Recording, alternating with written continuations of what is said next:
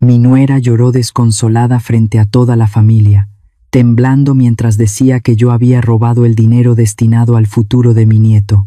Mi hijo me miró como si fuera una desconocida. Luego bloqueó todos mis números. Me echó de la casa y me borró de su vida. Me quedé en silencio, sola, marcada por la maldición de ser madre. Pero cuando su mamá se desplomó por el cáncer y la trasladaron a la sala de cuidados especiales, mi nuera se quedó helada al leer la placa del médico a cargo y ver el mismo nombre que un día destruyó. Y yo, soy Mariana. Tengo 65 años y esta es mi historia. Por la tarde, mientras pasaba lentamente un trapo húmedo sobre la mesita de madera, escuché el motor familiar del sedán detenerse frente al portón. Levanté la vista. Era el coche de Alejandro, mi hijo. En cuanto abrió la puerta, Mateo, mi nieto de 18 años, bajó con una mochila grande de lona. El muchacho corrió hacia la casa y me abrazó con tanta fuerza que pude oler el sol quemado en su chamarra. Mateo se quedaría conmigo 2 noches para prepararse para el examen de admisión a la universidad, simplemente porque esta casa vieja mía está a solo 2 cuadras del lugar del examen. Pero su abrazo no logró ahuyentar el aire helado que entró por la puerta principal. Verónica, mi nuera, estaba ahí.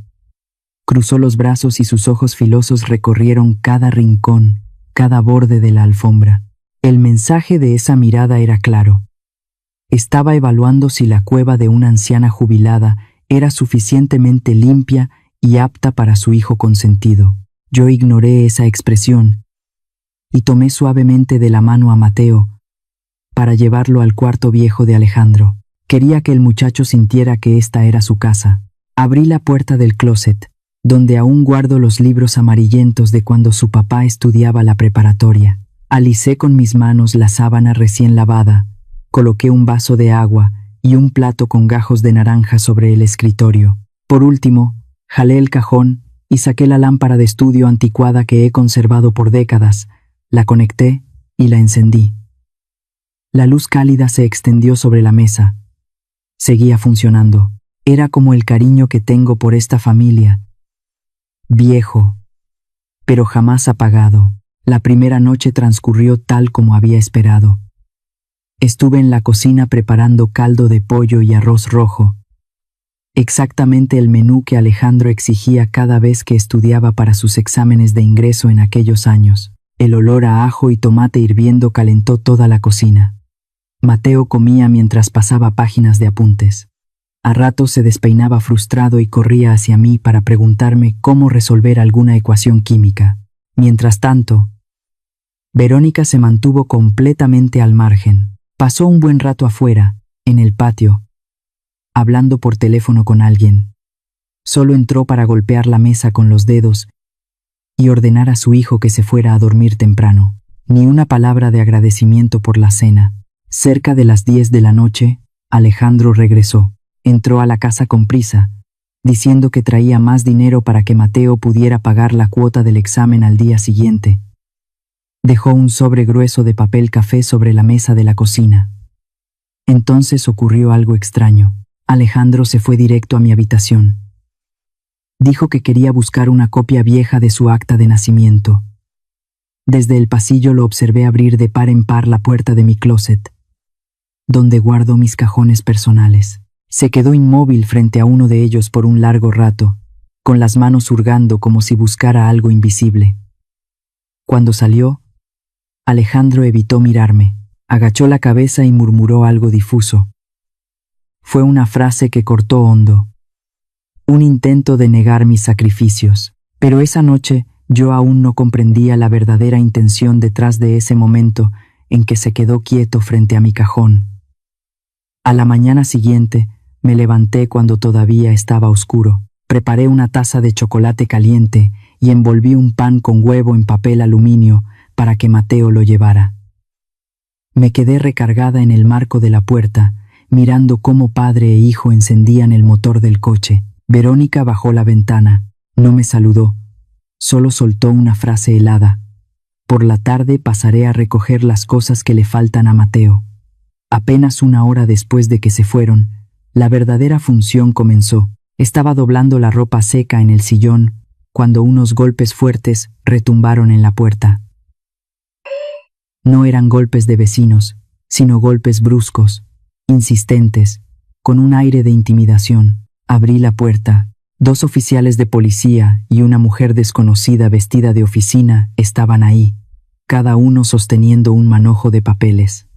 ¿La señora Mariana Montoya?, preguntó el oficial con un tono duro. Tenemos una orden de cateo. Hay una denuncia de que usted se apropió de una fuerte suma de dinero destinada a los estudios de su nieto. Retrocedí, con un zumbido en los oídos. Antes de que pudiera decir una sola palabra, ya se habían escabullido a mi lado y entrado directamente a la casa. Y entonces, como una sombra que ya esperaba su turno, Verónica apareció en el umbral. Señaló directo hacia mi habitación, con una voz chillona dirigida a los policías. Ahí. Anoche, mi esposo Alejandro vio con sus propios ojos cómo ella escondió un sobre con dinero en ese closet. Me quedé paralizada, mirando hacia la reja. Alejandro estaba allí, afuera del límite, con las manos en los bolsillos, negándose a cruzar el escalón. Un poco más lejos, a través del vidrio del coche estacionado, vi a Mateo. El niño tenía la cara pegada a la ventana, los ojos enrojecidos, sin entender nada. Dentro de mi cuarto, todo transcurría como en cámara lenta. Un oficial jaló con fuerza el cajón, el mismo que Alejandro había observado la noche anterior. Allí solo guardaba pañuelos bordados y algunas fotos de mi difunto esposo, pero ahora, debajo de las telas, el oficial sacó un sobre café, grueso. Vació el dinero sobre mi cama. Los billetes cayeron esparcidos. Empezó a contarlos en voz alta frente a todos. Desde la ventana, la vecina de enfrente ya estaba asomada con curiosidad. Verónica de inmediato giró hacia ella, se cubrió la cara y empezó a actuar como una madre destrozada. Dios mío, no puedo creer que haya hecho algo tan terrible contra el futuro de su propio nieto. La indignación me apretó el pecho. Corrí hacia la puerta y extendí la mano para alcanzar el brazo de Alejandro. Hijo, anoche yo no toqué ese cajón. Tú lo sabes. Pero Alejandro, el mismo niño que yo había cargado dormido en los pasillos del hospital, se echó para atrás como si yo fuera una infección. Evitó mirarme, aclaró la voz, fingiendo autoridad. Yo vi claramente a mi madre guardar el dinero ahí. Oficiales, hagan lo que corresponda. No quiero que esto afecte el día de examen de mi hijo. Me pidieron cambiarme de ropa para ir a la estación a declarar. Entré tambaleando a mi habitación y mis ojos se toparon con mi vieja bata blanca colgada detrás de la puerta. Ese era mi honor. Mis 30 años de vida. Estiré la mano para tomarla, como si así pudiera proteger mi dignidad. No necesita llevar nada, señora. El oficial apartó mi mano. Solo serán unas horas de declaración y volverá. Pero al llegar a la puerta principal, el frío de las esposas ya se cerraba alrededor de mis muñecas. El metal apretando mi piel arrugada me hizo estremecer. Mientras me llevaban, escuché cómo la ventana de la vecina se cerraba de golpe. Detrás de mí, escuché claramente la voz de Verónica hablando por teléfono con alguien, con un tono triunfante, filoso y sin una pizca de remordimiento. Todo está resuelto. Mateo forcejeó para abrir la puerta del coche. Trató de correr detrás de mí unos pasos, gritando: «Abuela». Pero Alejandro corrió hacia él, lo sujetó de los hombros y lo metió de un tirón al vehículo. La puerta de la patrulla se cerró de golpe.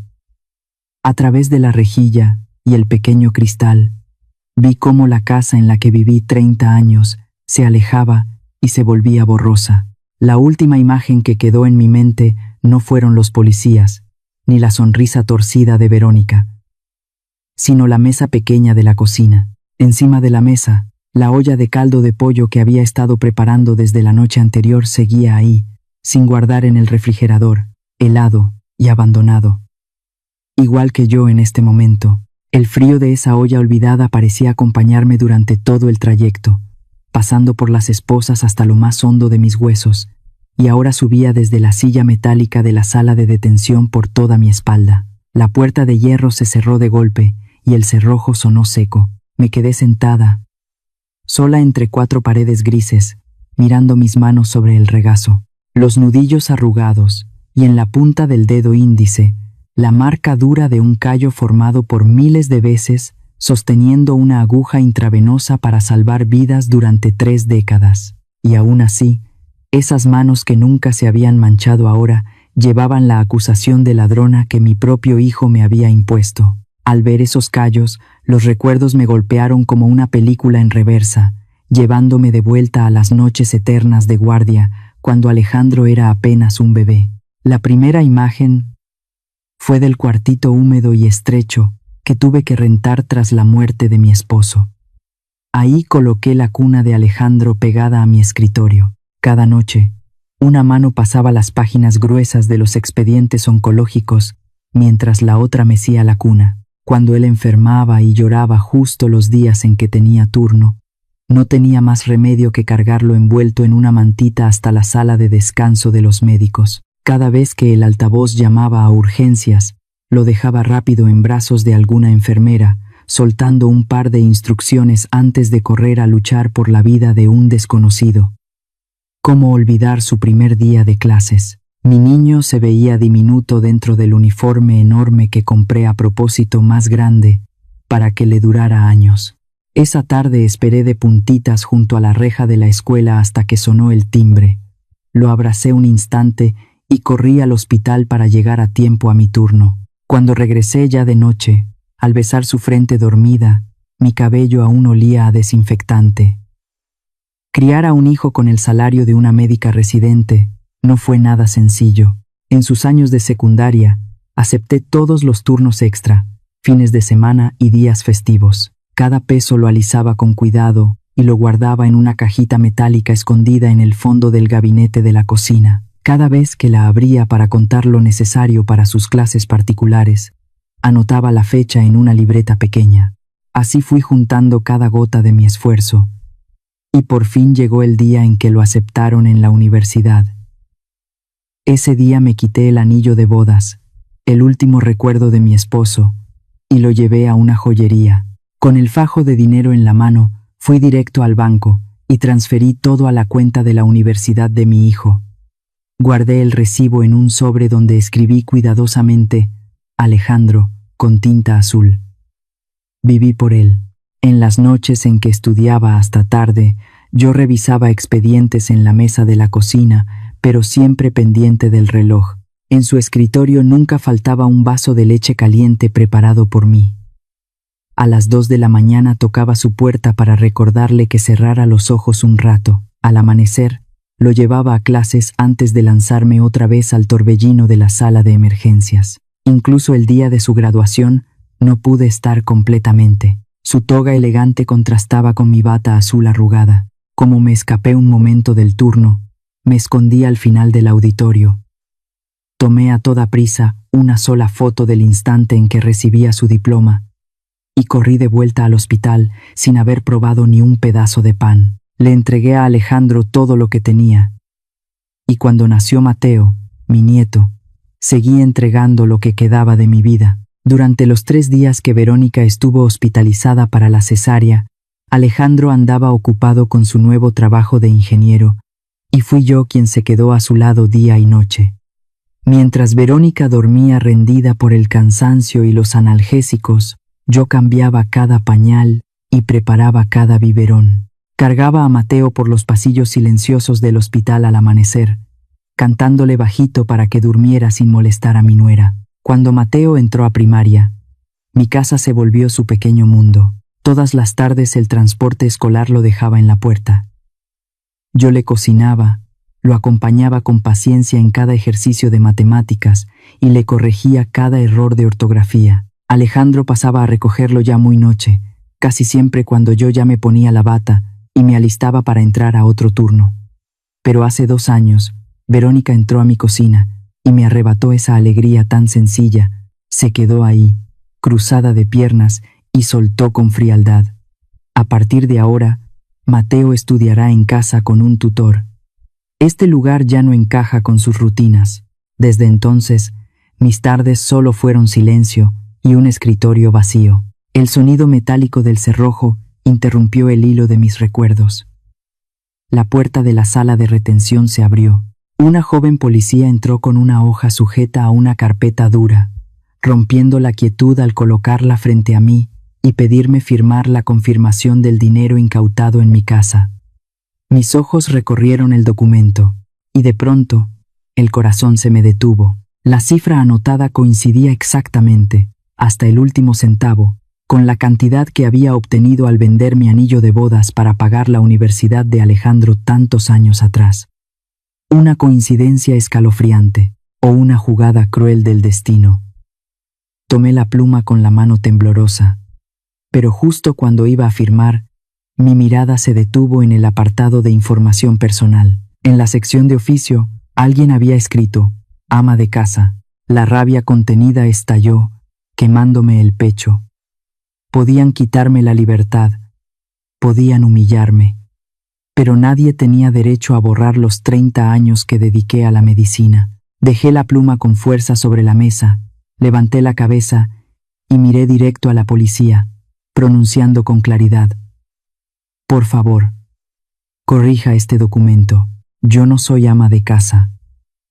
Ella frunció el ceño, sorprendida por la firmeza de una anciana recién detenida. Entonces, ¿a qué se dedica? El sistema dice que ya no trabaja. Médica, respondí, marcando cada sílaba.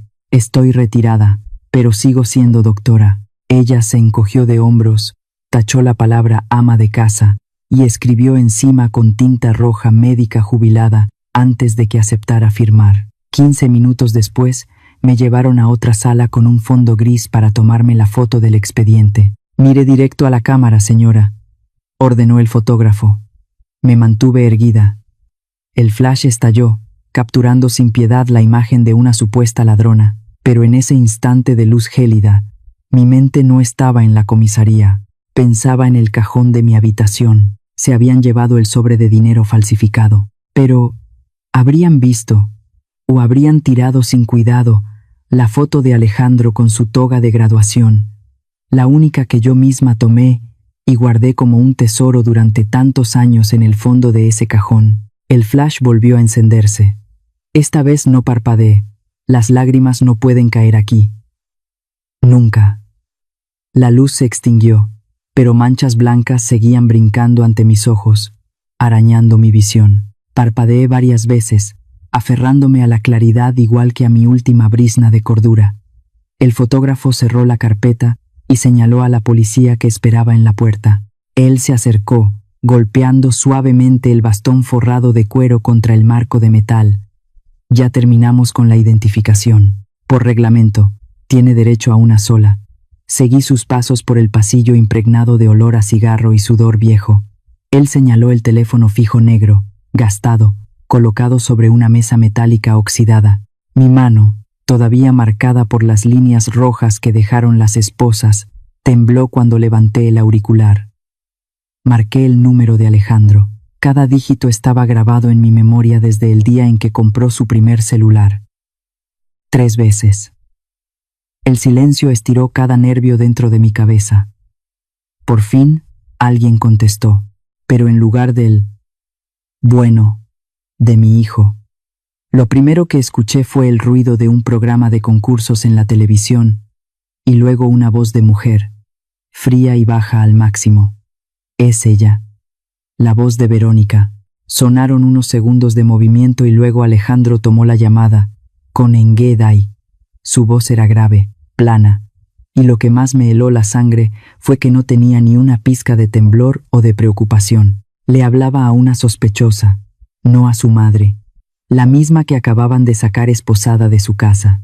Apreté el auricular, hablando rápido como si el tiempo fuera a robarme la oportunidad. Alejandro, escucha a tu mamá. Yo jamás toqué ningún sobre. Anoche, después de que ustedes se fueron, cerré la puerta y me fui a dormir enseguida. Puedo enumerar, puedo jurar ante Dios cada paso que di desde que se marcharon hasta el momento en que la policía entró esta mañana. Medinglaidí. Alejandro me interrumpió. Sus palabras fueron tan filosas como un bisturí. Yo mismo abrí ese cajón antes de que llegara la policía. Yo vi el sobre de dinero acomodado adentro. Tú eres la única que tiene llave de ese cuarto. ¿Cómo explicas eso? Sentí el pecho como si alguien me lo golpeara con un mazo. ¿Qué estás diciendo? ¿Dónde está Mateo? Déjame hablar con Mateo. Está en su cuarto. Respondió sin emoción. Y no necesita saber más detalles de este asunto desagradable. Verónica ha intentado mantener la dignidad de la familia. Quiere resolver esto de manera tranquila, entre nosotros, para evitar escándalos. Pero tu actitud de negarlo todo nos obliga a dejar que la ley intervenga. La indignación me hizo olvidar que estaba en una comisaría. Solté un grito ahogado al teléfono. Alejandro, recuerda lo que pasó. Anoche tú entraste a mi cuarto.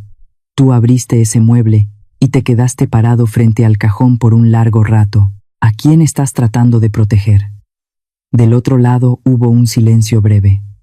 Luego Alejandro soltó un suspiro largo, cargado de superioridad.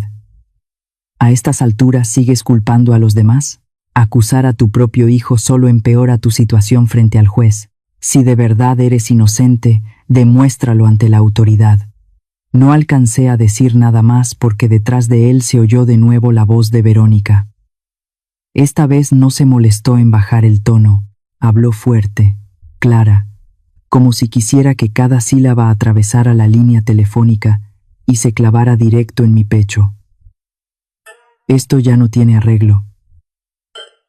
No nos vuelvas a llamar hasta que todo quede claro ante la ley, remató Alejandro. El tut sonó vacío. La llamada duró exactamente 4 minutos. 4 minutos en los que un hijo decidió cerrar para siempre la puerta de su vida y cortar de un tajo el lazo de 40 años de sangre con su propia madre, llamada antes de pasar a la sala de detención de la fiscalía. Por aquí, solté el auricular. El policía lo arrancó de mi mano, lo dejó caer con fuerza en la base, y luego me empujó de manera brusca para que siguiera avanzando. Esa tarde fue una cadena de trámites humillantes. Me obligaron a hundir las 10 yemas de mis dedos en una bandeja llena de tinta negra y a marcar cada huella en el papel. La tinta se metía en las grietas endurecidas de mis dedos.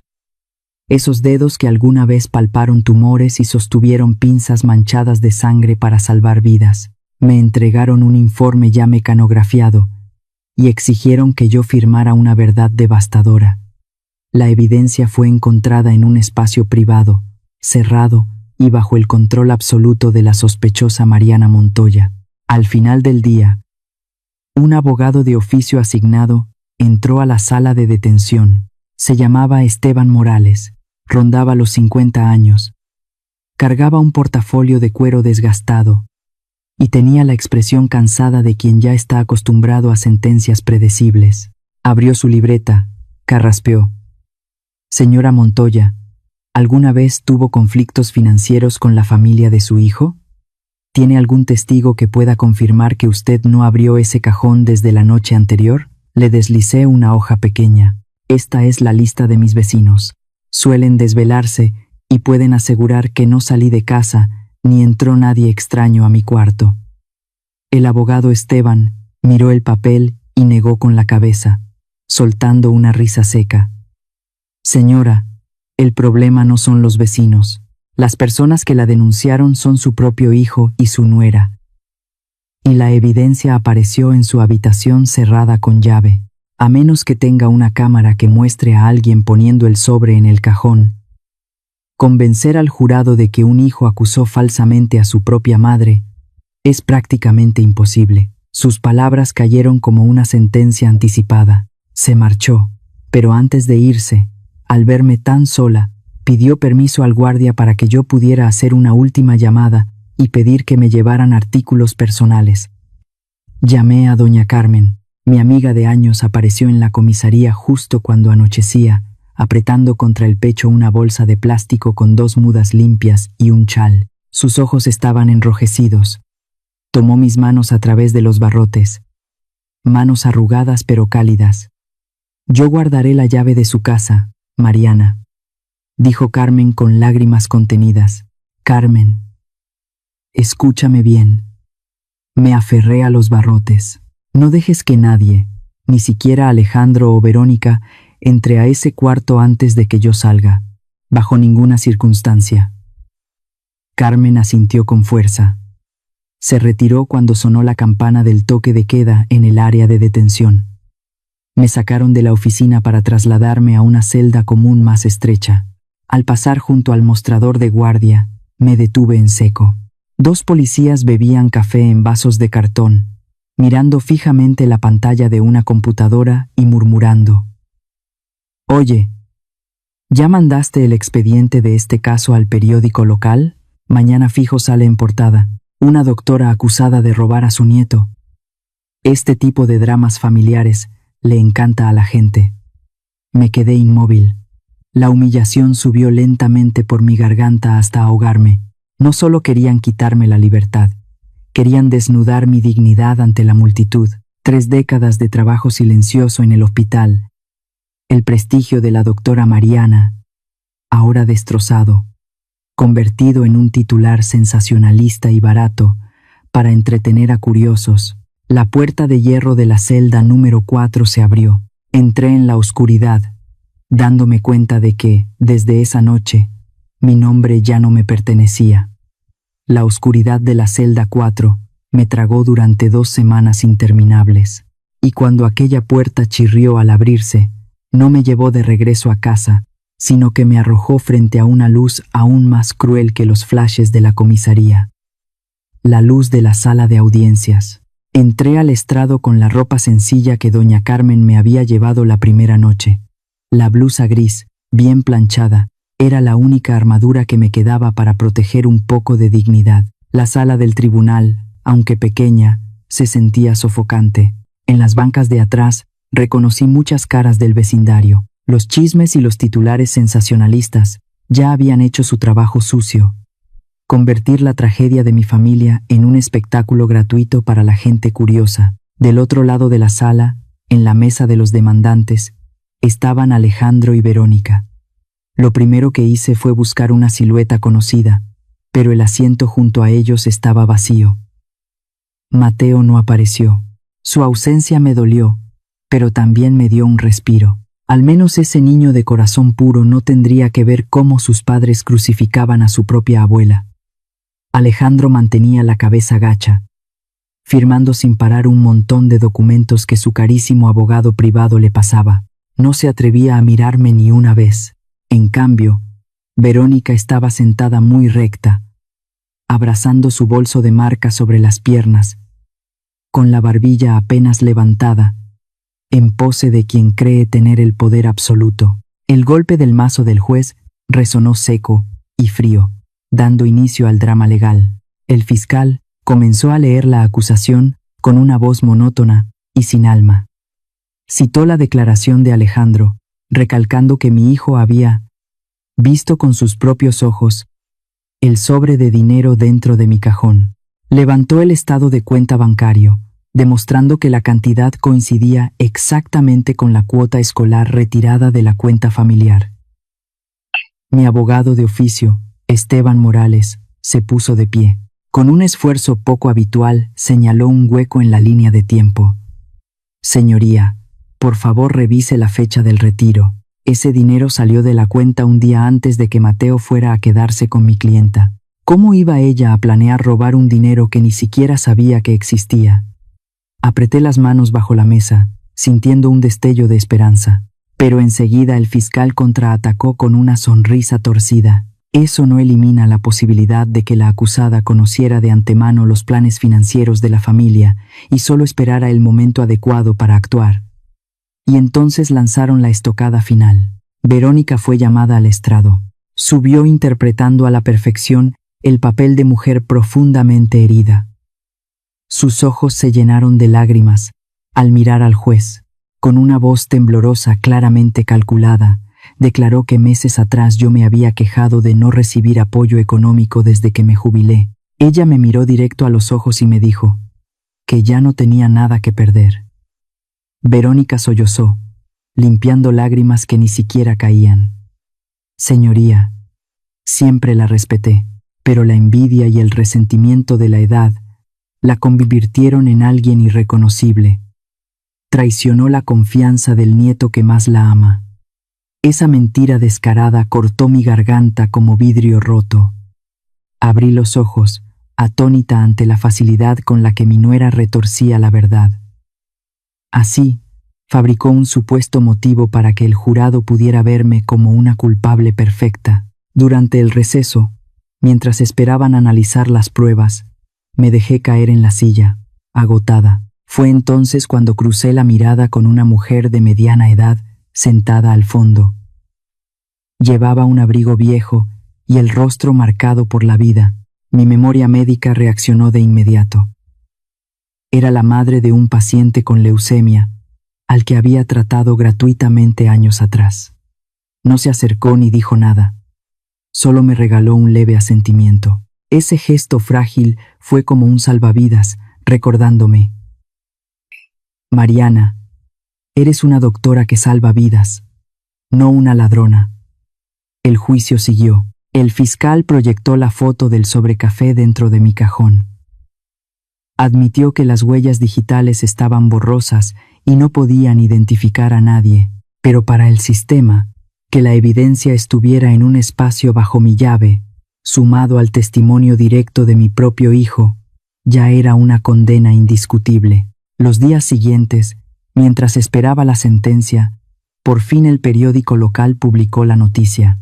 El título, en letras gruesas y negras como tinta derramada: médica, jubilada acusada de apropiarse del dinero de su nieto.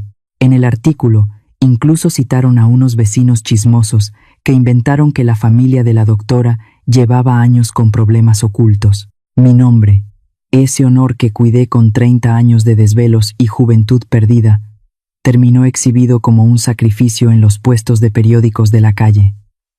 El día de la sentencia por fin llegó. El ambiente se volvió denso. El fiscal se irguió y declaró con voz fuerte que este caso no era un simple delito financiero barato. Es la destrucción cruel de la estructura moral de una familia, arrebatarle el futuro a la propia sangre.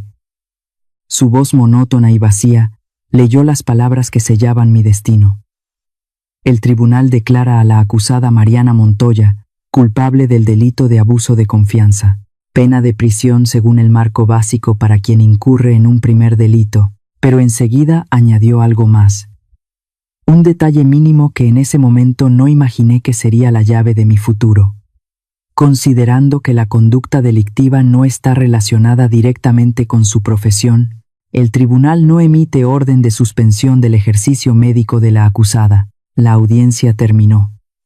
2 policías se acercaron y me levantaron de los brazos. Al pasar entre las filas de asientos, una mujer de mediana edad en la última fila se abrió paso entre la multitud. Ignorando a los agentes, metió a toda prisa en mi mano un papelito doblado en 4. Doctora Mariana, dijo rápido, con la mirada firme, jamás voy a creer lo que escribió ese periódico de porquería. Usted le salvó la vida a mi hijo sin cobrar un centavo. Quédese con esto. Lo va a necesitar cuando salga de aquí. Cerré el puño alrededor del papel como quien sostiene una vida, dejando que los policías me empujaran. Afuera del tribunal, el cielo estaba gris. Subí los escalones del vehículo para reos cubierto con rejas. Antes de agachar la cabeza para entrar, miré hacia atrás por última vez. No muy lejos, Alejandro firmaba el último documento con el abogado. Verónica se lanzó a colgarse del cuello de su esposo frente a las cámaras de unos cuantos reporteros locales. Apoyó la cabeza en el hombro de Alejandro, fingiendo ser la mujer que acababa de recuperar justicia para su familia. Una victoria total. La puerta de la camioneta se cerró de golpe, cortando esa escena ridícula. El motorugio, a través de la ventanita opaca con barrotes, clavé la mirada en el enorme portón del tribunal que se iba cerrando detrás de mí. Ellos creyeron que me habían enterrado, pero no sabían que una semilla, cuando se hunde en la tierra negra, no muere, sino que espera el día de brotar. El papelito en mi mano ardía como si tuviera vida propia. La historia de Mariana Montoya apenas estaba comenzando. La camioneta blindada brincaba sin parar sobre el camino irregular hacia las afueras de la ciudad. Pero mi mano seguía apretando el papel que aquella mujer había deslizado en la corte. El calor de mi palma lo envolvía, como si abrigara la última chispa de vida en pleno invierno. Presiono mi dedo sobre el nombre Valeria. Mañana, esa puerta de hierro se abrirá. Ya no tengo una casa a la cual volver, ni un hijo al que llamar. Pero tengo un nombre, un pedazo de papel y unas manos que aún ansían sanar. El renacer de Mariana Montoya ha comenzado. El papelito con el nombre Valeria Cruz y un número casi borrado descansó en mi palma durante toda la última noche en el reclusorio. A la mañana siguiente, cuando sonó la alarma, lo primero que hice fue doblarlo con cuidado, alisar sus bordes y guardarlo en el fondo del abrigo desgastado que llevaba el día que me arrestaron. Era frágil, pero en ese momento era lo único que me anclaba a sentirme humana. El chirrido agudo del portón del penal se abrió poco a poco, desgarrando la neblina espesa del amanecer en las afueras de la ciudad. Crucé la línea de cal. El aire libre entró directo a mis pulmones, helado y extraño. Me quedé parada en el asfalto cuarteado, cargando una bolsa vieja con ropa usada. Mi corazón, por más que intentara endurecerlo, buscó instintivamente una silueta familiar.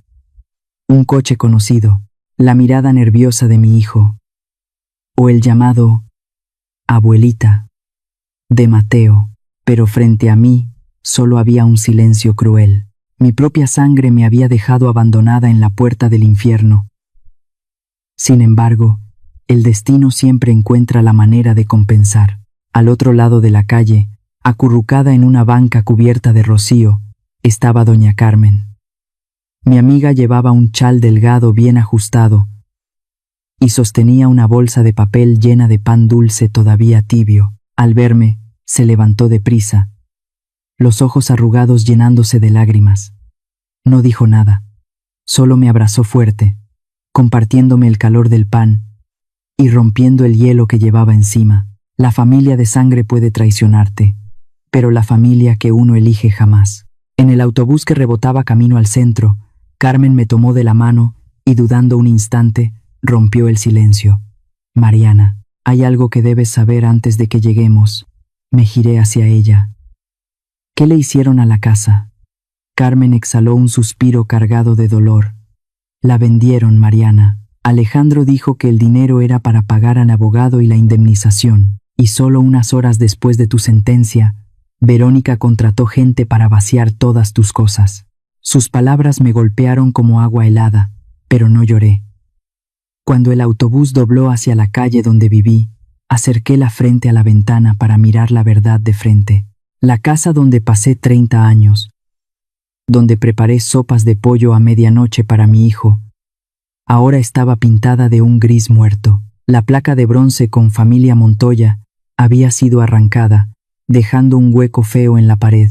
La ventana de mi cuarto estaba cubierta por cortinas de colores chillones, muy al estilo presumido de Verónica, y la maceta de sábila que Mateo plantó con sus propias manos había desaparecido sin rastro. No solo me echaron, borraron mi existencia. Carmen me llevó a su casita al final de un callejón humilde. Me guió hasta el patio y abrió una puertita que daba a un cuarto pequeño que antes era un almacén, ahora limpio y ordenado. Sobre una cama sencilla con sábanas floreadas, Carmen había dejado una muda de ropa limpia y un par de sandalias nuevas. Puedes quedarte aquí todo el tiempo que necesites. Mi casa también es la tuya, Mariana, dijo con los ojos brillosos. Buena tarde de ese día, mientras doblaba la ropa, Carmen entró cargando una caja de cartón con cinta adhesiva mal pegada. Estas son las cosas que alcancé a rescatar del basurero frente a tu casa el día que Verónica mandó a gente a limpiar. Pensé que las necesitarías. Mis manos se detuvieron. Abrí la caja. Dentro estaba el álbum familiar con la portada rota, los sobres de las cartas que envía Mateo desde la cárcel devueltos con la frase cruel: no existe. Y un montón de documentos bancarios desordenados. Saqué ese fajo de papeles y fui pasando cada hoja. Gracias a mis años revisando expedientes médicos, mis ojos se detuvieron de inmediato en los números y fechas. Era el estado de cuenta conjunto del matrimonio de Alejandro, algo que Verónica había tirado sin cuidado mientras limpiaba, convencida de que yo me pudriría en prisión.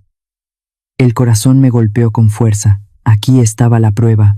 El estado de cuenta mostraba claramente que el retiro de dinero con el concepto cuota de examen de Mateo se había hecho antes de que el niño llegara con su mochila a pedirme alojamiento, y la persona que firmó la transacción en ventanilla era Verónica Castillo. Ella retiró el dinero, lo metió en un sobre, fingió que se había perdido y luego lo colocó en mi cajón mientras inventaba la excusa de revisar la limpieza. Todo era una obra perfecta guiada por los celos y el miedo a perder control sobre su hijo. Dios mío. Carmen se tapó la boca cuando le mostré las fechas. Tienes que llevar esto ya al abogado. Podrías reabrir el caso y mandar a la cárcel a esa desgraciada. Apreté el estado de cuenta hasta que los nudillos se me pusieron blancos. La rabia pedía salir gritando, pero cerré los ojos y respiré hondo. A los 65, después de tantas noches en la oscuridad, aprendí que la venganza apresurada es un arma de los débiles. Doblé el estado de cuenta con calma, lo guardé en un sobre nuevo y lo coloqué en el fondo del cajón de la mesita junto a mi cama. Aún no. Carmen. Mi voz bajó. Ahora mismo, lo más importante es sobrevivir. Necesito recuperar mi lugar antes de entrar en esa batalla. Unos días después, caminé hasta el cementerio de la ciudad. Llevé un pequeño ramo de crisantemos blancos y lo coloqué sobre la tumba de mi difunto esposo. Me quedé ahí mucho rato, pasando la mano por la fría piedra. Por primera vez en décadas, no tenía que mirar el reloj para correr de vuelta a cubrir un turno. Aquella libertad repentina se sentía como un vacío que apretaba el pecho. De regreso a casa, mis pasos me llevaron sin pensar frente al Hospital General donde entregué toda mi juventud. Me quedé en la acera, escondida detrás de un árbol grande. El hospital había cambiado. El letrero de oncología tenía el nombre de un nuevo jefe de departamento. La entrada estaba reforzada con torniquetes y un sistema de escaneo. Las enfermeras jóvenes iban y venían por el patio sin que ninguna me resultara conocida. Me quedé mirando cómo ese mundo que alguna vez fue mío seguía funcionando perfectamente sin mí. Aquella seguridad nueva era un recordatorio cruel. Ahora yo era una extraña, alguien que necesitaba mostrar identificación para cruzar esas puertas. Pero la medicina no solo existe detrás de vidrios brillantes. Esa noche, al llegar a casa, encontré a Carmen sentada en la cama abrazándose las rodillas, con el rostro fruncido por el dolor en las articulaciones por el cambio de clima. Instintivamente, despertó mi vocación. Le pedí que me diera todas las medicinas que estaba tomando.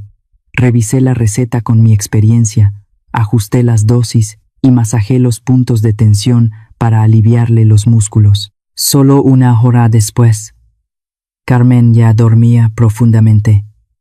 Aquí tienes bản dịch nguyên đoạn. Đúng yêu cầu. Thành một đoạn duy nhất. Không xuống dòng. Văn phong tự nhiên. Đời thường. El día siguiente comenzó el milagro. Una vecina tocó la puerta con timidez, cargando en brazos a un niño ardiendo en fiebre. Doña Carmen dijo que detrás de su casa vive una doctora muy buena. ¿Podría ver a mi hijo? Me limpié las manos en el delantal y sonreí al recibir al pequeño. En solo una semana, el rumor se extendió como fuego sobre un campo seco. La gente del barrio pobre empezó a contarse al oído sobre la doctora que antes trabajaba en un hospital grande y que ahora vivía en un cuartito deteriorado. Cada tarde, la mesita de madera frente a la casa de Carmen se convertía en consultorio improvisado. Tocaban a mi puerta para que les tomara la presión, para que les explicara resultados complicados de análisis de sangre o simplemente para preguntar cómo tomar medicinas sin lastimarse el estómago. Yo no les cobraba un peso. A veces me pagaban con un manojo de verduras, una docena de huevos o sonrisas sinceras, llenas de gratitud. Ese respeto sanó mi espíritu. Me recordó que una bata puede quitarse, pero estas manos siguen cargando un poder sagrado. Y luego, una noche ya tarde cuando la gente se había ido, regresé a mi cuarto y me senté al borde de la cama. La luz amarilla se reflejaba en la pared envejecida. Metí la mano en el bolsillo del abrigo y saqué un papelito gastado. Había llegado el momento. Marqué el número en el teléfono fijo de Carmen. Sonó 3 veces antes de que alguien contestara. ¿Aló? Habla Valeria Cruz. Una voz joven, firme y profesional resonó al otro lado. Buenas noches, doctora Cruz, aclaré la voz, intentando mantener el tono calmado y autoritario que solía usar frente al consejo médico. Soy Mariana Montoya. Hubo un segundo de silencio, y luego un suspiro lleno de sorpresa y alivio. Doctora Montoya.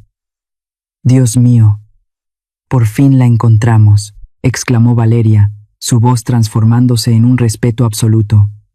La he buscado durante meses, y nadie sabía a dónde se había mudado. Estamos en un punto crítico. El hospital acaba de recibir un caso de cáncer extremadamente complejo. Ningún médico del consejo quiere aceptarlo, porque el tratamiento ha fallado 2 veces. Usted es la única que logró manejar un caso similar hace 5 años. Valeria vaciló un momento y bajó la voz con súplica. El hospital la necesita, doctora Montoya. ¿Está dispuesta a volver? Miré por la ventanita del cuarto, donde la luna atravesaba unas nubes grises y pesadas. Mis labios se curvaron lentamente en una sonrisa orgullosa que hacía años no sentía. Envíame la dirección y la hora de la reunión, Valeria. Respondí con un tono afilado. Mañana por la mañana estaré ahí. La llamada terminó con un clac seco cuando dejé el auricular sobre la base. Ese sonido no fue un cierre, sino el golpe de un mazo abriendo un nuevo juicio con yo como jueza. Esa noche casi no dormí, pero mi mente estaba extrañamente lúcida. A la mañana siguiente, antes de que el sol pudiera atravesar el techo de láminas del cuarto, ya estaba despierta. Lo primero que hice fue abrir el cajón y sacar la pluma metálica plateada ya oxidada. Recuerdo de cuando fui nombrada jefa de turno, un objeto tan modesto que los policías ni siquiera se molestaron en confiscarlo, pensando que no valía nada. Para una doctora, la pluma con la que firma un tratamiento es su espada. La enganché en el bolsillo del pecho. Doña Carmen había planchado para mí la ropa más presentable que tenía. Una blusa color crema de frijol y un pantalón negro. Me acomodó el cuello de la camisa en la puerta, con una mirada orgullosa, como quien despide a una guerrera. Me recogí el cabello en un moño bajo, respiré hondo, y tomé el primer autobús hacia el centro. Al quedarme frente a la entrada del Hospital General, donde había entregado más de 30 años de mi vida, una sensación amarga me golpeó el pecho. Aquí tienes bản dịch đúng yêu cầu, liền mạch một đoạn, không xuống dòng, văn phong tự nhiên, đời thường, chân thật, không hoa mỹ, không dùng dấu, giữ nguyên lời thoại trong dấu ngoặc kép. Avancé hacia la caseta de vigilancia. El guardia joven, quien jamás había visto a la legendaria doctora Montoya de aquellos años, me pidió la identificación con una frialdad mecánica. Escaneó el código, sonó un clic seco y luego imprimió una tarjeta plástica delgada con letras en negritas.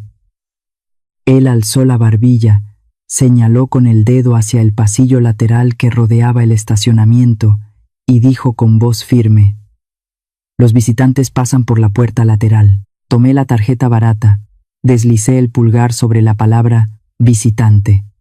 Hubo un tiempo en que las puertas automáticas de la entrada principal se abrían de inmediato al reconocer mi rostro. Pero no discutí. Sujeté la tarjeta a mi cuello y caminé con la cabeza en alto hacia el acceso secundario. Sabía exactamente por qué estaba aquí. No había vuelto para reclamar un privilegio en la caseta, sino para arrebatarle la vida de alguien a la muerte. Ahí dentro, la medicina era lo único que definía el rango de una persona. Valeria Ya me esperaba al final del pasillo de oncología. Aquella alumna menudita de antes ahora llevaba una bata blanca impecable con un gafete imponente. Jefa de servicio. Al verme, Valeria no mantuvo ninguna distancia profesional, a pesar de la multitud de residentes y enfermeras moviéndose sin parar. Ella se acercó apresurada y me envolvió en un abrazo fuerte, respetuoso y profundamente emotivo. Ese gesto llamó la atención de todos. Los médicos jóvenes murmuraban. Algunos señalaban a escondidas. Querían saber quién era esa señora de ropa sencilla y tarjeta de visitante que hacía que su jefa la recibiera con tanta reverencia. Sin perder un segundo, Valeria me llevó directo a la sala de juntas. 3 especialistas estaban ahí, mirando con tensión la pantalla del proyector. En ella aparecía una sentencia de muerte llamada cáncer en etapa avanzada. Zonas oscuras y desiguales del tumor metastásico se extendían sobre la tomografía. Valeria apuntó con un láser y resumió. La paciente había pasado por 2 esquemas de quimioterapia estándar, sin ninguna respuesta. Las células malignas devoraban su cuerpo día a día. Todo el comité médico estaba sin opciones. Cuando vi este nivel de resistencia, recordé el caso del señor Rodrigo hace 5 años. Dijo Valeria mirándome con ojos brillantes. Doctora Montoya, aquella vez usted aplicó una terapia combinada dirigida que nadie se atrevía a intentar. Y funcionó. La necesitamos aquí. Di un paso al frente. Tomé el expediente grueso y en apenas 3 minutos, revisando los marcadores bioquímicos y la biopsia, sentí despertar cada instinto clínico. Ajusten la dosis del grupo inhibidor, dije golpeando suavemente la mesa con los dedos, mi voz firme y cortante. Han calculado mal la velocidad de división tumoral. Mi protocolo aún sirve, pero debe modificarse. La sala quedó en absoluto silencio. Estaban presenciando el regreso de una leyenda. Tras la reunión, Valeria me llevó al viejo vestidor para médicos visitantes. El lugar, con sus casilleros metálicos color verde pálido, aún conservaba el olor familiar del alcohol clínico. Abrió el casillero número 8. No estaba vacío. Una bata blanca impecable colgaba de un gancho. Sobre el lado izquierdo del pecho, bordado con hilo azul oscuro, se leía con nitidez: Doctora Mariana Montoya, consultora. El consejo directivo revisó todas sus contribuciones y decidió dejar atrás los escándalos personales. Firmaron su nombramiento como especialista independiente, murmuró Valeria mientras me ayudaba a ponerme la bata. Al deslizar mis brazos por las mangas, el frío de la tela se mezcló con el calor de mi piel y un escalofrío recorrió mi espalda. Metí la mano en el bolsillo superior, saqué la tarjeta de visitante y la dejé caer en el bote de basura, colocando en su lugar mi vieja pluma plateada. Arreglé el cuello de la bata y me miré en el espejo. Mariana Montoya había renacido. Al salir del vestidor, el pasillo del hospital parecía más largo, más luminoso. Cuando pasé junto al área de preparación de quimioterapia, una enfermera jefe mayor que empujaba un carro de medicamentos se detuvo en seco. Dejando caer un fajo de gasas al suelo, se quedó mirándome boquiabierta. Doctora. Su voz temblaba. Luego, sin importar los protocolos, corrió hacia mí y me tomó la mano con fuerza. Dios mío, volvió. Todo este departamento se volvió un caos sin usted. Me jaló hasta la sala de archivos de enfermería y desde el fondo de un cajón sacó un cuaderno viejo de seguimiento de pacientes. Allí vi un legajo guardado aparte, protegido con una mica transparente. En la esquina superior estaba mi nombre, junto con el informe de evaluación del antiguo consejo médico, sellado en rojo. Método de tratamiento de alto valor clínico. La gente de aquí nunca creyó las difamaciones de los periódicos. Custodiaron mi legado como si fuera un tesoro. A la hora del almuerzo, Valeria me llevó a propósito a la cafetería del hospital.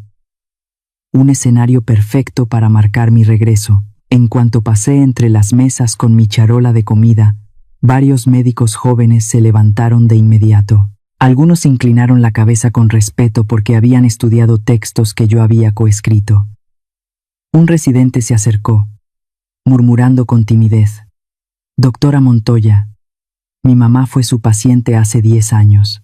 Todavía guarda la tarjeta de agradecimiento con su firma en la mesita junto a su cama». Ese reconocimiento cayó sobre mi alma reseca como agua fresca, pero el destino, como siempre, prefería sus burlas más crueles en el último momento. Por la tarde, con la bata puesta y el estetoscopio al cuello, entré con Valeria a la habitación VIP número 3 para revisar de manera directa un caso complejo. El cuarto estaba envuelto en penumbra por las cortinas cerradas. La paciente yacía en la cama, dándonos la espalda. Había perdido casi todo el cabello por los efectos secundarios de 2 ciclos fallidos de quimioterapia, dejando al descubierto un cuero cabelludo pálido y un cuerpo exhausto que respiraba con dificultad a través de una mascarilla de oxígeno. Me acerqué y tomé la hoja de signos vitales al pie de la cama. La enfermera de turno se colocó a mi lado, sostuvo la historia clínica y comenzó a leer en voz alta la información administrativa. Paciente femenina, 70 años, nombre completo: Doña Teresa Castillo. Mi mano se detuvo en el aire. El bolígrafo metálico casi se me resbaló entre los dedos. Castillo. No era un apellido raro, pero a esa edad, viviendo en esta ciudad y con esos pómulos altos que asomaban bajo la mascarilla, ya no había nada que deducir. Rodeé la cama lentamente y me incliné para ver el rostro de la paciente con los ojos cerrados. Bajo la luz amarillenta de la lámpara de lectura, los recuerdos regresaron como una bofetada. Era la misma mujer que había declarado en el estrado medio año atrás, la que fingió llanto y dolor para respaldar la mentira de su hija y arrebatarme la libertad y el honor. La madre de Verónica. Aquí estaba yo, sosteniendo en mis manos el único recurso capaz de salvar a la madre de quien quiso encerrarme para siempre. Un escalofrío recorrió mi columna, pero mi profesionalismo superó cualquier rencor. No retrocedí ni expresé sorpresa alguna. Solo apoyé el estetoscopio en su pecho. Escuché con calma los latidos entrecortados y ordené revisar nuevamente el nivel de glóbulos blancos ante la mirada confiada de Valeria. Al caer la noche, cuando la oscuridad ya cubría el hospital, Valeria me acompañó hasta la salida. Sonrió, me entregó una hoja A4 con el calendario provisional de la próxima semana y una tarjeta magnética oficial para ingresar como consultora.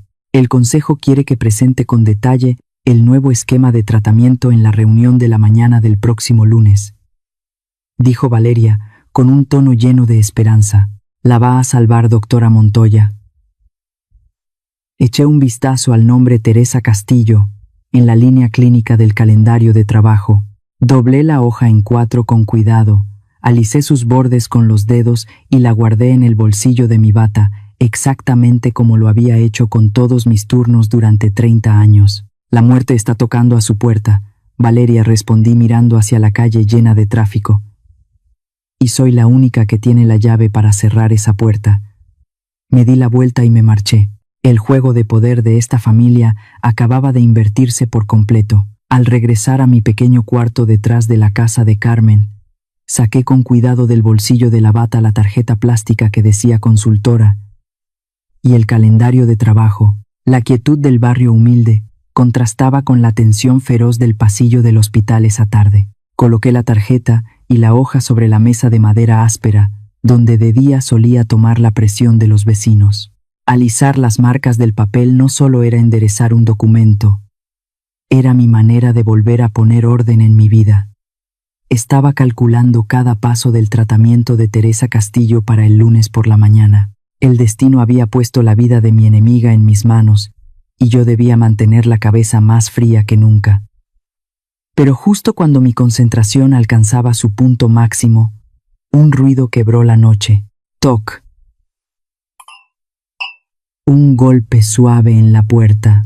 No era agresivo ni autoritario como los golpes de la policía aquella mañana fatal del año pasado. Era un sonido tímido, vacilante, pero firme. Levanté la vista. Doña Carmen, que andaba recogiendo unas verduras junto al fogón, se secó las manos en el delantal y fue a abrir la vieja puerta de madera. «¿Quién toca a esta hora?», murmuró Carmen. La puerta se entreabrió y su cuerpo se quedó inmóvil. Volteó a verme con la voz temblorosa de sorpresa. «Mariana, hay un muchacho. Te está buscando». Me puse de pie despacio y caminé hacia el pequeño patio iluminado por una bombilla amarillenta. Allí, asomando por encima de la reja oxidada, estaba Mateo. El muchacho me sacaba casi media cabeza, más delgado que antes, vestido con el uniforme de su prestigiosa universidad. Sobre el hombro todavía colgaba su vieja mochila de lona, la misma que llevó a mi casa 2 noches antes de su examen de admisión hace tantos años. Pero lo que detuvo mi aliento no fue lo mucho que había crecido, sino el sobre arrugado que apretaba en la mano, como un náufrago que se aferra a un salvavidas. «Abuela».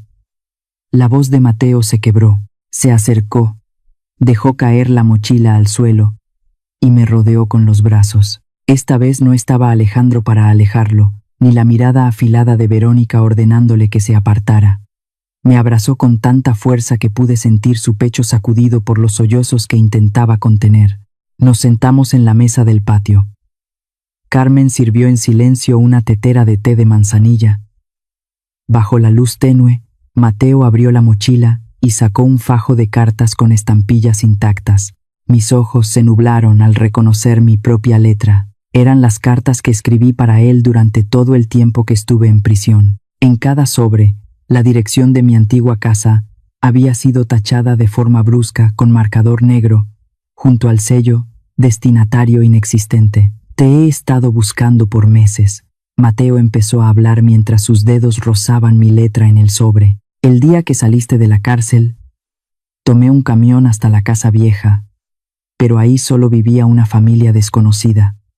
Dijeron que la casa había cambiado de dueño hace tiempo. Nadie en el barrio sabía a dónde te habías mudado.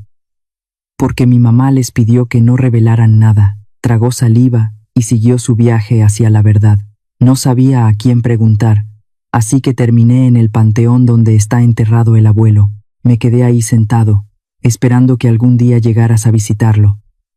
Y la semana pasada, conocí a doña Carmen mientras limpiaba las tumbas de al lado. Ella me indicó cómo llegar hasta aquí. Tomé la mano de mi nieto y le pregunté con dolor. Mateo levantó la cara. En sus ojos oscuros había una determinación que nunca le había visto. Empujó hacia mí el sobre arrugado que traía en la mano. «Porque yo sé que tú nunca robaste ese dinero». Su gesto fue firme. Sacó del sobre una hoja impresa en blanco y negro.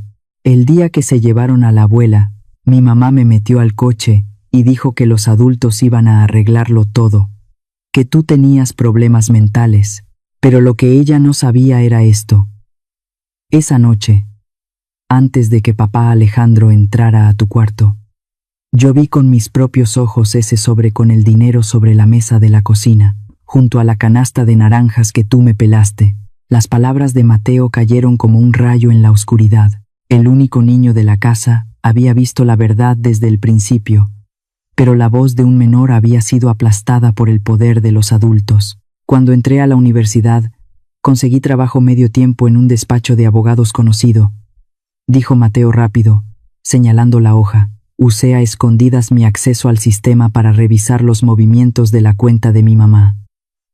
Mira, ese pago para la inscripción del examen fue retirado de su cuenta antes de que yo llegara a vivir contigo. Fue ella quien arregló todo. Miré la hoja. Coincidía por completo con el archivo que Carmen había encontrado en la basura. La verdad siempre encuentra la manera de salir a la luz, por más que la maldad trate de cubrirla. Llevé esta hoja para enfrentar a papá Alejandro, contó Mateo con la voz baja, cargada de una decepción profunda. Solo desvió la mirada y repitió que no removiéramos el pasado, que el tribunal ya había decidido. En ese momento entendí que prefería sacrificarte a ti con tal de mantener intacta la fachada cómoda de esta familia. A la mañana siguiente, empaqué mis cosas y me mudé al dormitorio de la universidad. En ese instante, Una vibración cortó el silencio. El teléfono en el bolsillo de Mateo se iluminó. En la pantalla aparecía el nombre de la persona que llamaba madre. Verónica estaba buscándolo desesperada. Mateo miró la pantalla unos segundos. La manipulación de Verónica había sido siempre una sombra enorme sobre su infancia. Pero hoy ya no era el chico de 18 años llorando detrás del vidrio del coche. Tomó el teléfono, mantuvo presionado el botón de apagado y la pantalla se volvió negra. Hoy quiero decidir mi propia vida. Mateo me miró con una sonrisa tibia. Abuela, ¿todavía quieres llamarme mi niño como antes? Las lágrimas finalmente cayeron. Apreté su mano. No importa cuántos años tengas, siempre serás mi niño para mí. Antes de irse, Mateo se puso la mochila.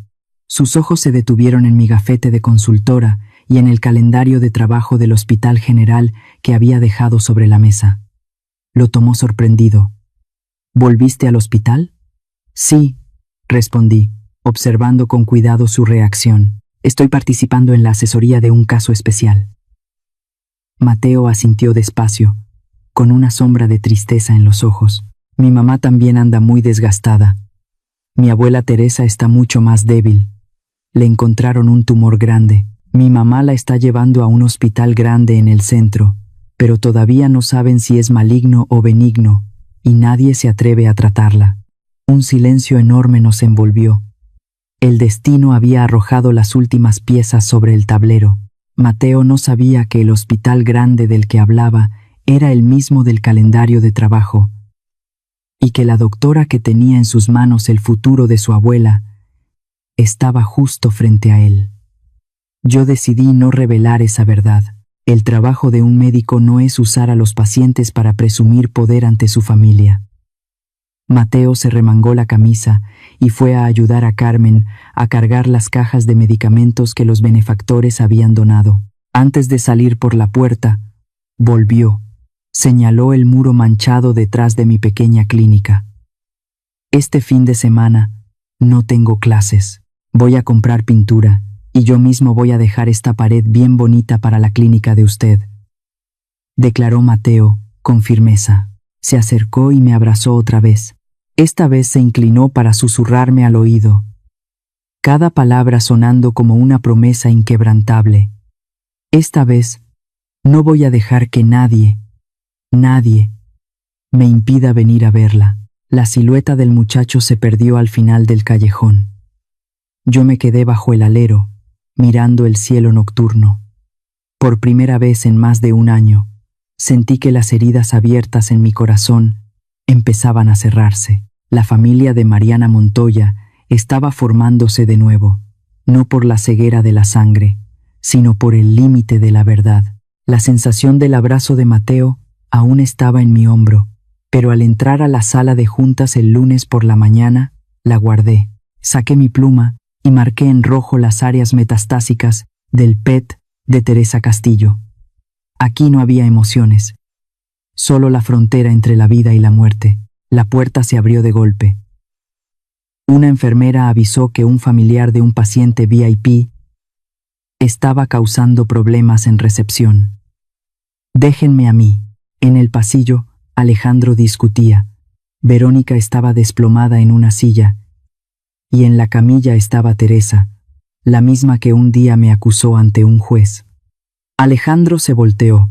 Los papeles en sus manos cayeron al ver el gafete. Doctora Soledad Montoya, consultora.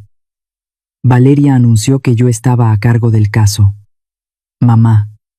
Levanté la mano para detenerlo. Preparen el consultorio número 2. En la habitación, Verónica intentó entrar para hablar a solas. Aquí solo están la doctora Montoya y la paciente Castillo. Por favor, salga. Por la tarde hice la biopsia durante 5 horas. Alejandro esperó afuera sin moverse. Al salir, me entregó un sobre con estados de cuenta bancarios y una denuncia falsificada. Todo fue culpa mía. Estoy trabajando. Cumpla con las citas de control. Una semana después, los indicadores de Teresa cambiaron. La muerte retrocedió. Esa noche recién abrí el sobre. Al volver a la pensión de doña Carmen, vi a Mateo pintando de nuevo la pared del consultorio, mientras Alejandro sostenía la escalera como si fuera su ayudante. Ya metí la solicitud para revisar la sentencia. En la cocina, leí la carta de confesión de Verónica. Su envidia y el miedo a perder poder. Verónica apareció en la puerta, sin ese aire altivo de antes. Ya envié la confesión al abogado. Perdóneme. Señalé la silla. Alejandro, mi honor lo recupero yo misma. Verónica. Pagar ante la ley no significa volver al pasado. Mateo tiene derecho a elegir a su familia. La cena transcurrió en silencio, pero ya no pesaba. Mateo contó cosas de la escuela. Carmen se rió. Alejandro escuchó. Un mensaje de Valeria avisó que el tumor se estaba reduciendo. Lo habíamos logrado. Cuando Alejandro y Verónica se fueron, Mateo se quedó a lavar los platos conmigo. ¿Puedo venir a cenar el fin de semana otra vez? En mi casa siempre hay un lugar para ti. Apagué la luz. La mesa que una vez cayó por culpa de mentiras, ahora se sostenía con la verdad. La vida de Soledad Montoya recién empezaba de verdad. Esta noche, cuando en la cocina solo quedan el tic-tac del reloj y el olor a café frío, por fin me permito respirar como un ser humano, no como médica, no como acusada, no como la madre rechazada por su propia sangre. Hubo años en los que viví solo para demostrar mi inocencia. Luego hubo días en los que viví solo para recuperar la justicia, pero hasta hoy entendí que lo importante no era vencerlos, sino recuperarme a mí misma, a la mujer que fue empujada hasta el fondo sin perder su dignidad. Un tiempo creí que la familia era un lugar donde una debía sacrificarse hasta agotarse. Creí que callar era la forma de mantener la paz, y pagué esas creencias con mi honor, mi libertad y muchas noches heladas. Pero la vida, de una forma muy justa, me enseñó que el amor no significa dejar que otros te pisoteen, que perdonar no significa volver al lugar que te destruyó, y que la sangre no siempre es familia. La familia es donde te respetan, donde te ven, donde no tienes que demostrar tu valor. Miro mis manos, las mismas que temblaron en el juicio, las mismas que alguna vez fueron esposadas como si fuera culpable, y que hoy son las mismas que salvaron a alguien del borde de la muerte. La justicia no llega de golpe, llega poco a poco, con constancia, con disciplina, con no permitir que el rencor te convierta en otra persona. Si escuchas esta historia, y también fuiste traicionada, si te hicieron sentir sin valor, por favor recuerda lo que a mí, fuiste, por favor recuerda lo que a mí me tomó media vida aprender. No luches para que otros te reconozcan, vive de tal forma que ya no necesites ese reconocimiento. No esperes a que otros te devuelvan la justicia. Reconstruye tu vida hasta que el pasado ya no tenga poder sobre ti. Y sobre todo, nunca sacrifiques tu dignidad para sostener una relación que solo existe gracias a tu aguante. Hoy ya no soy la víctima de mi vieja historia. Soy quien escribe la siguiente parte de mi vida. La mesa sigue ahí, la luz sigue cálida, y por primera vez en muchos años, no le tengo miedo al mañana. Si esta historia te hizo cuestionarte algo, si te recordó a alguien, o si te dio fuerza para poner límites, dale like, compártela con quien necesite escucharlo hoy y suscríbete para no perderte los próximos relatos. Nos vemos en el siguiente episodio.